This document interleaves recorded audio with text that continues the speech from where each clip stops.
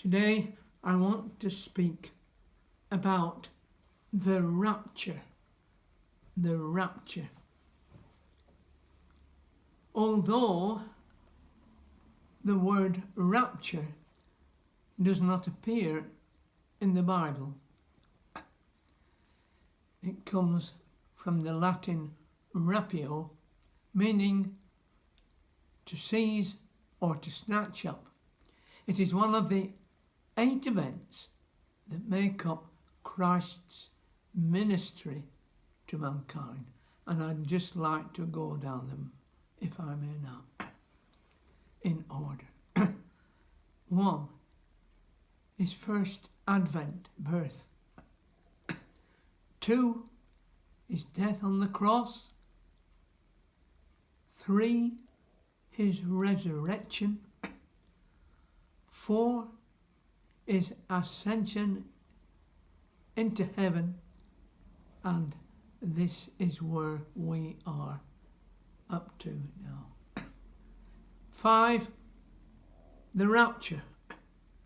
6, his second coming. 7, the millennium, the 1,000-year reign of Christ on earth. 8, when Christ finally hands over the kingdom to his Father. John 14, verse 3, Jesus said, "And if I go and prepare a place for you, I will come again and receive you to myself, that where I am, there you may be also." Now I'm doing a Bible reading now, and today I'm reading from the New King James Version, and it is to be found in 1 Thessalonians 4, and I'm reading verses 13 to 18. 1 Thessalonians 4, verses 13 to 18, which I believe will make the rapture clear. "But I do not want you to be ignorant, brethren, concerning those who have fallen asleep, lest you sorrow as others who have no hope. For if we believe that Jesus died and rose again, even so God will bring with him those who sleep in Jesus.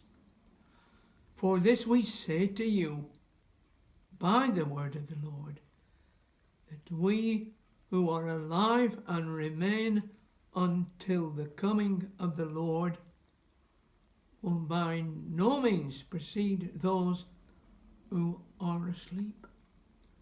For the Lord himself will descend from heaven with a shout, with the voice of an archangel, and with the trumpet of God, and the dead in Christ will rise first. Then we who are alive and remain shall be caught up together with them in the clouds to meet the Lord in the air. And thus we shall always be with the Lord. Therefore, comfort one another with these words." What does the rapture mean? Well, it means at the rapture, the bodies of believers who have died will rise first and be reunited with their spirits. God has no problem with those who have been cremated.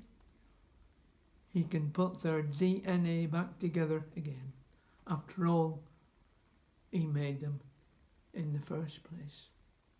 Now they will closely be followed by those believers who were alive at the time, who will then receive their new resurrection bodies. Behold, I tell you a mystery. We shall not all sleep, but we shall all be changed. In a moment, in the twinkling of an eye, at the last trumpet, for the trumpet will sound, and the dead will be raised, and we shall be changed. For this corruptible must put on incorruption, and this mortal must put on immortality. 1 Corinthians 15, verses 51 to 53. What will our resurrection bodies be like then? They will be like that of Jesus, have an identity and be recognizable. 1 John 3:2 says, we know that when he is revealed, we shall be like him, for we shall see him as he is. They will be glorious and powerful. 1 Corinthians 15 verse 43 tells us the body is sown in dishonour and is raised in glory. It is sown in weakness. It is raised in power.